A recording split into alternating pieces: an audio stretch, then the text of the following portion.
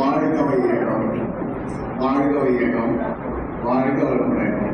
குரு புகழ் வாழ்க, குருவே புகழ். இந்த மனித வாழ்க்கை வளம் பெற தேவை இறை உணர்வா அறநெறியா என்ற தரப்பிலே பட்டிமன்றத்தை தலைமை தாங்கி நடத்திக் கொண்டிருக்கும் அன்று இக்கட்டிடத்துக்காக 100,000 கொடுத்து நிதி அளித்த இன்று அருள்மிகுதியாக அமர்ந்திருக்கும் நமது நியமன அரங்காவலர் கொத்தறிஞர் பி. இளம்பை அவர்களையும் அடுத்து நம்மளெல்லாம் அறிவு தரத்தில் அறிந்த பொதுமக்களின் சிந்தனைகளை போட்டு தீர்ப்பளிக்க வந்திருக்கும் எங்கள் நண்பருமான எங்கள் பெருந்தகையே, தங்களின் தீர்ப்பு எதுவாயிருந்தால் அதை ஏற்றுக் கொள்வோம். ஆனால் தீர்ப்பு எங்கள் அணிக்கு சாதகமாக இருக்கும் என்ற நம்பிக்கையோடு அத்தகைய நம்பிக்கை மரணியில் வாழ்ந்து கொண்டிருக்கும் எங்கள் நடுவர் பேராசிரியர் பி. சுப்பிரமணிய அவர்களே, என் முன்னால் இருக்கும் பல சார்புகளே, பச்சைமன்ற வேலையில் என்னை வெல்ல வந்திருக்கும் வீரர்களே, உங்கள் துணிச்சலுக்கு ஒரு சரி. ஆனாலும் வெற்றி எங்கள் பக்கமே. மனித வாழ்க்கையை வளர்ந்தர தேவை. அதனையே இன்று வாழாத வந்திருக்கும் என்ற தலைப்பிலே ஆழ்ந்த சிந்தனை கொண்டவர்கள் தங்கள் வாழ்ந்தால் இந்த வேலையை ஒழுங்கு செய்ய காத்திருக்கும் எனது அணியினரை உங்கள் அனைவரையும் கைத்தட்டலுக்கு மத்தியில் வரவேற்கின்றேன். உங்கள் அனைவருக்கும் மாலை வழக்கத்தையும் மாலை வாழ்க்கையில் தெரிவித்துக் கொள்கிறேன். வாழ்க வளமுடன். மனித வாழ்க்கை வளம் பெற தேவை அறநெறியே என்ற தலைப்பில் பேச வந்துள்ளேன். ஐயா நடுவர் அவர்களே, கோவிலுக்கு எதிர்த்து சொல்கிறார். சொல்வதையா ஐயா நடுவரையா உலகத்தை கோவிலுக்கு எதிர்த்து செல்கிறார். கோயில் இருக்கு, அங்கே இருக்கக்கூடிய இறையாக்களை இறையாக்களை வழங்குவதற்காக போறோமா அப்படின்னு நடுவர் சொல்றாரு.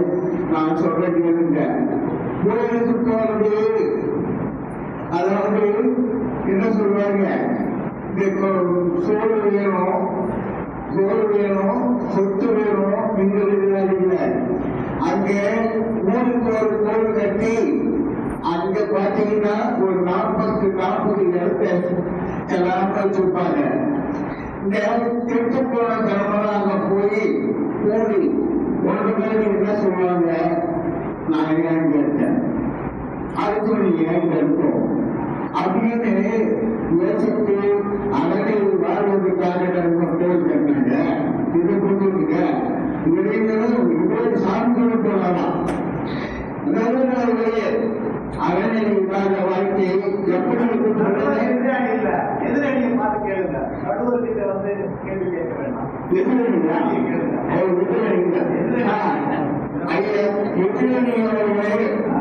என்ன அறநெறியில்லாத வாழ்க்கை எப்படி இருக்கும் சொல்ல பார்க்கலாம். அறநெறியில்லாத வாழ்க்கையை திசை பெறாது பழகி போடுறது. அந்த எந்த திசையும் போறது தெரியாதுங்க.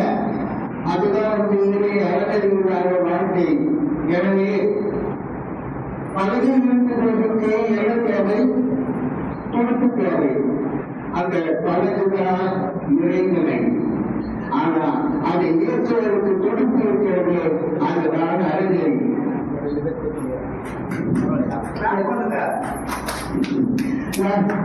எதிரணி பார்த்து கேட்கிறேன். முதல்ல வந்து எந்த மாணவர்களும் தன்னை அறிவுன்னு சொல்றாங்க. அதுல திருக்குறள் சொல்றால் தன்னை அறிந்தால் தனக்கு இருக்கிறது, தன்னை அறியாமல் தானே இருக்கிறான் என்று. அதுக்கு உண்மை அறிந்தால் நீ உண்மை அறிந்தால் உலகத்தின் உயர்ந்தாலும் தாழ்ந்தாலும் தலைவனெல்லாம் நீ வாழலாம். இதை பார்த்து தெரியும் அது தெரியும். இதனால் பாருங்க தனி மனிதன் தலைவர் நமது கடவுள் உணர்ந்து சமூக பொறுப்புடன் செயல்படுவதை அழகரி என்று மகான்கள் குறிப்பிடுவார்கள். நான் சொன்னாங்க மகான்கள் அரண்மனையை அடுத்தடுத்த தலைமைக்கு நாம் கொண்டு செல்லும் பொழுது அங்கே என்ன நடக்கும் தெரிகிறார்? ஆரோக்கியமான மற்றும் வலுவான சமூகத்தை உருவாக்க முடியும் என்று தெரிஞ்சுக்கீங்க. பேசுறீங்க ஐயா வந்து நான் படிக்கல அது சொல்றாரு. அவர் டிஎம்ஏ படிச்சிருக்காரு. நான் படிக்கல கோடிக்கலை பரவத்திற்கு அப்படின்னு சொல்றாரு. ஏன்னா இன்கம் டேக்ஸ் வந்து பாதிப்பு கோடிக்கலை சொல்லிட்டு ட்ரைனிங் பண்ணாங்கன்னா இன்கம் டேக்ஸ் வந்து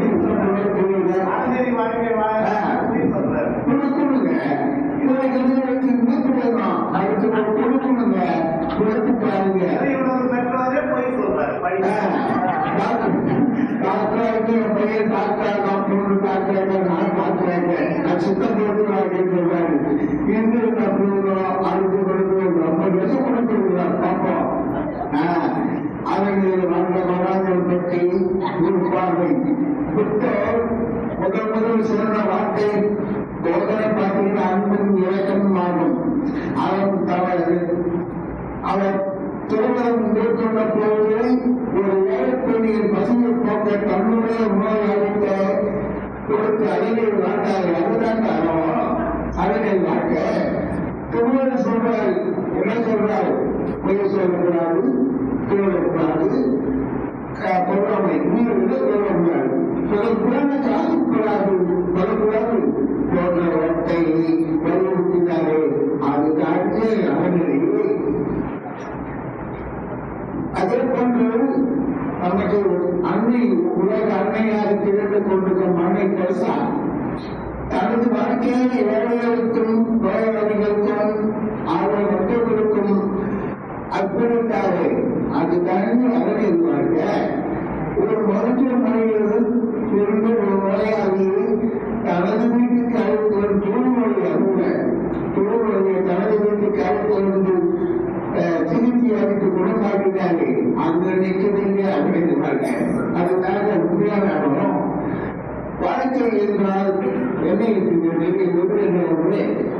வாழ்க்கைனா 1000 வாழ்க்கை என்றால் அது ஒரு அலுவலகம் கலந்து இருக்குங்க. அது பாருங்க வாழ்க்கை என்றால் 1000 இருக்கும். அதுல அருமையும் கலந்திருக்கும். இருக்கும் வந்த துன்பம் எழுதந்தான் வாழிந்தால் கொடுக்கும் இதயம் இருந்தால் எழுதிவதற்கும்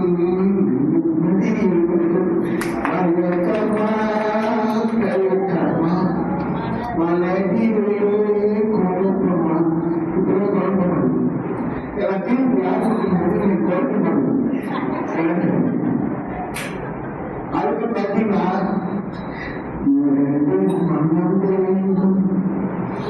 நகசீரம் கொடுப்பதற்கு ஒரு மனம் இருந்தால் கொடுத்து விடலாம்.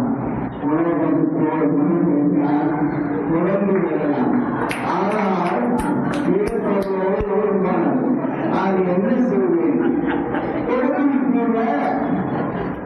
கொடுத்துட்டு போறான்னு சொல்லிட்டு நல்ல தர்மம் செய்யணும்னு எனக்கு எப்பவுமே தர்மம் செய்யணும் கொஞ்சம் அதுக்கு எனக்கு குடும்பத்துல பார்த்தீங்கன்னா மனைவி இருக்காங்க, ஒரு பிச்சைக்காரங்க வராங்க. அவங்களுக்கு தெரியும் யாருக்கு எப்போ எங்க என்ன கொடுக்கணும் அப்படின்னு. அவங்க எங்க அம்மா நாட்டுக்காரம்மா அதாவது என் மனைவி சொன்னாங்க போயிட்டு வாங்க சொல்லுங்க. நான் எப்படி சொல்றதுன்னு யோசிச்சு வருவேன்னு வீட்டுல ஆள் இல்லை. அந்த அம்மா நினைச்சுப்பாங்க இவன் ராவண மனுஷன் ராவண படுத்து வீட்டு ஆள் இல்லைன்னு சொன்னா ஆள் இருந்துகிட்டு ஆளுநர் சொல்றாங்க அப்படின்னு சொல்லிருப்பாங்க. அதுக்காக அப்புறம் இன்னொரு நாள் மக்கள் வந்தான். இப்ப நீ சொல்லிட்டாங்க பற்றி போயிட்டு வாங்க சொல்லிட்டு இன்னொரு நாள் போய் பார்க்கல அவன்னா நாதஸ்வர வச்சு ஊட்டிட்டு இருக்கான். நல்ல இனிமையான பாட்டு கேட்கலான்னு தோணுது. வச்சு போகலான்னு நினைக்கிறேன். இந்த ஆட்டுக்கார குளிர்ந்து போயிட்டாங்க.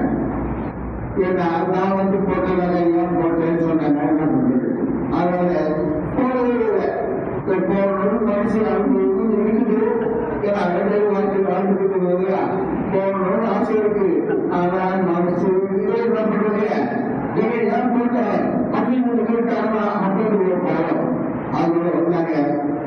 அது போய் சம்பாதிக்கிறாங்க. இல்லையோ அப்படிங்க ஏன் போவேன் நீங்க எந்த நேரத்தில் எப்போ என்ன சொல்லுங்க தெரியல. போறது காலால் போடாமட்டேன் உடனே பைக் வச்சுக்கிட்டேன். அதிகமாக பக்கத்துக்கு போயிட்டான். கை கட்டும் போய் அந்த மாடு உண்டி வச்சிருப்பாங்க. அதை உண்டி வச்சிருப்பாங்க. அந்த அப்படியே என் மனசு சாந்தி அடைச்சு அரண்கள் அப்படின்னா இப்படின்னு சொல்லுவாங்க. அதற்கு